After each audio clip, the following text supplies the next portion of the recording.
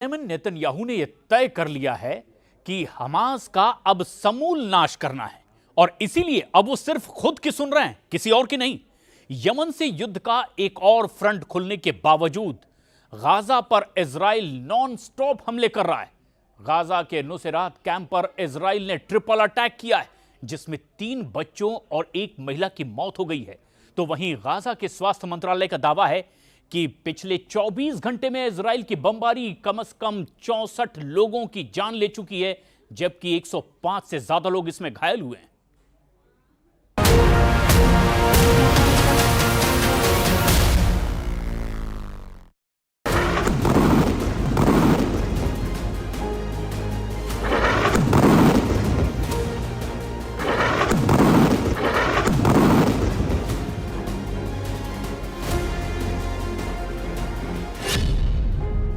Refugee camp पर Israel की air strike.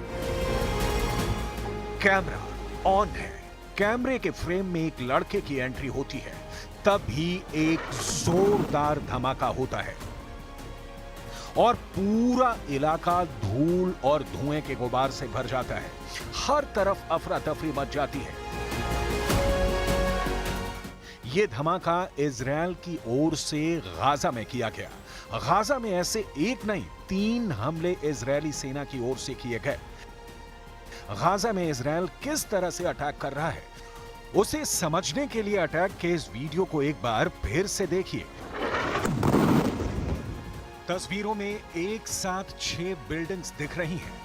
Building के करीब ही मौजूद सड़क पर यह लड़का चहलकदमी कर रहा था, तभी पूरी एक्यूरेसी के साथ बीच वाली बिल्डिंग पर अटैक होता है।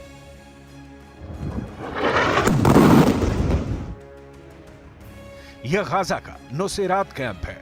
राहत और बचाव दल के मुताबिक इस हमले में गाजा के 2 स्थानीय पत्रकारों समेत कई लोग घायल हुए हैं। विदेशी मीडिया के मुताबिक इजराइल और हमास के बीच संघर्ष विराम की बातचीत के बीच कल हुए अटैक में सेंट्रल गाजा में हुए 3 हमलों में 13 फिलिस्तीनी मारे गए। नुसैरात शरणार्थी शिविर और बुरेज शरणार्थी शिविर में रह रहे 3 बच्चे और 1 महिला भी मारे गए। घायलों को नजदीकी अल अक्सा शहीद अस्पताल ले जाया गया। अब गाजा से ही आए इस वीडियो को देखिए। एक पिता ने अपने लहूलुहान बेटे को गोद में ले रखा है। बच्चा इस हालत में भी नहीं है कि वो अपने पैरों पर खड़े हो सके। ये बच्चे भी इजराइल के हमले में लहूलुहान हो चुके हैं, लेकिन इनका इलाज करने वाला हॉस्पिटल में कोई नहीं है।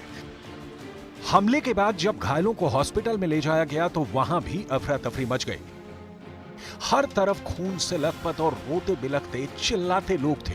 हॉस्पिटल स्टाफ कम पड़ गया और लोगों को काफी देर तक इलाज के लिए अस्पताल में जूझना पड़ा। न्यूज एजेंसी एपी के मुताबिक उनके रिपोर्टर्स ने 13 शवों को अपनी आंखों से देखा, जबकि अल जजीरा अरबी के मुताबिक आईडीएफ के सेंट्रल गाजा में किए नुसैरात शरणार्थी शिविर पर बमबारी में एक लड़की की भी मौत हो गई। गाजा के स्वास्थ्य अधिकारियों के मुताबिक इजरायली सेना ने शनिवार को गाजा पट्टी के कई इलाकों पर हमला किया, जिसमें कम से कम 30 फिलिस्तीनियों की मौत हो गई। आईडीएफ के टैंक पश्चिमी और उत्तरी रफा में काफी अंदर तक पहुंच गए थे। मीडिया रिपोर्ट्स के मुताबिक शुक्रवार शाम से शनिवार सुबह तक नुसैरात शरणार्थी शिविर और गाजा की दूसरी जगहों पर इजरायली हमलों में दर्जनों फिलिस्तीनी मारे गए थे। अल जजीरा की एक रिपोर्ट में दावा किया गया है कि जबालिया शरणार्थी शिविर के अल अलामी क्षेत्र में अबू जस्सर के परिवार को निशाना बनाया गया। वहीं उत्तरी गाजा में पत्रकार मोहम्मद जस्सर, उनकी पत्नी और 2 बच्चों की मौत का दावा किया गया। उत्तरी गाजा के गाजा सिटी में एक घर पर रात भर हुए हमले में 5 लोगों की मौत की रिपोर्ट है। वहीं मध्य गाजा के नुसैरात शरणार्थी शिविर में एक घर पर हुए हमले में 4 और लोग मारे गए हैं। उधर इजराइल ने दावा किया है कि दक्षिणी गाजा के रफा में आईडीएफ ने कई बंदूकधारियों को मार गिराया। आईडीएफ की गिवती ब्रिगेड के सैनिकों ने हमास लड़ाकों को मुठभेड़ में ढेर कर दिया। यह ऑपरेशन 401वीं बख्तरबंद ब्रिगेड ने रफा के उत्तर पश्चिमी तेल सुल्तान में अंजाम दिया। जमीनी हमले के साथ साथ इजराइल का जोर हवाई हमले पर है। गाजा में सबसे ज्यादा बर्बादी इजराइल के हवाई हमले से हुई है।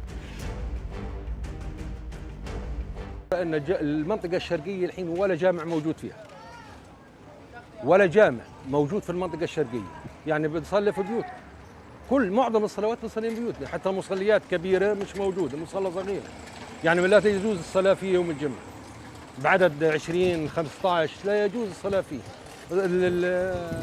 المساجد كلها في الشرقية مقصوفة. मतलब इजरायल बड़ा बेमरवत होकर हमास को मार रहा है। मार ऐसी है कि हमास को रोने का वक्त भी नहीं मिल रहा है। हमास के समर्थन में इजरायल पर जो हमले हो रहे हैं उनका कोई असर नेतन्याहू की फौज पर दिखाई नहीं दे रहा है। शुक्रवार 19 जुलाई को गाजा के दक्षिण नेतराजिम कॉरिडोर पर तैनात इजरायली बलों को निशाना बनाकर फिलिस्तीनी लड़ाकों ने कम से कम 6 हमले किए। दक्षिणी इजरायल पर रॉकेट हमला भी फिलिस्तीनी क्षेत्र से किया गया। अमेरिका की think tank the institute for the study of war (ISW) और क्रिटिकल थ्रेट्स प्रोजेक्ट (CTP) ने भी रिपोर्ट दी है कि शुक्रवार की सुबह इजरायल के तेल अवीव में हूथी विद्रोहियों ने ड्रोन अटैक की कोशिश की। ICW CTP की संयुक्त रिपोर्ट में दावा किया गया कि इजरायल के एयर डिफेंस सिस्टम ने ड्रोन अटैक को नाकाम कर दिया। ICW CTP की रिपोर्ट के मुताबिक यमन के हूथी विद्रोही इजरायली टोही विमान की काट भी नहीं तलाश पा रहे हैं। गाजा में इजरायल से घिरा हमास ज्यादा दिन तक जंग जारी रख पाएगा, इसकी उम्मीद बहुत कम बची है। अमेरिकी खुफिया एजेंसी CIA के निदेशक बिल बॉन्स ने सीक्रेट मीटिंग में दावा किया है कि हमास का सुप्रीम कमांडर याह्या सिनवार जबरदस्त तनाव में है। हमास के सैन्य कमांडर सिनवार पर लगातार दबाव बना रहे हैं। सिनवार पर युद्ध विराम समझौते को स्वीकार करने का मैक्सिमम प्रेशर बना हुआ है। 7 अक्टूबर को इजरायल में हुए नरसंहार के बाद सिनवार को खुद की जान का डर भी सता रहा है। हमास के लिए युद्ध में ज्यादा दिन टिके रहना आसान नहीं। इजरायल के हमले तेज होते जा रहे हैं। अमेरिका ने हथियारों की सप्लाई भी शुरू कर दी है। इससे भी बड़ा खतरा बनकर डोनाल्ड ट्रंप सामने आ चुके हैं। डोनाल्ड ट्रंप की धमकी को इसलिए भी बहुत सीरियस लिया जा रहा है क्योंकि ट्रंप के एक समर्थक रोनेन न्यूट्रा के अमेरिकी इजरायली बेटे उमर को भी हमास ने बंधक बनाया हुआ है। एक रिपोर्ट के मुताबिक गाजा पर इजरायल के हमले में अब तक कम से कम 38,919 लोग मारे जा चुके हैं और 82,622 लोग घायल हैं। आपको बता दें कि इजरायली पीएम बेंजामिन नेतन्याहू ने बार-बार कहा है कि इजरायल गाजा के आखिरी शहर रफा पर भी हमले तब तक जारी रखेगा जब तक हमास का आखिरी आतंकी जिंदा है। मतलब अभी किसी भी हालत में सीज फायर नामुमकिन लग रहा है।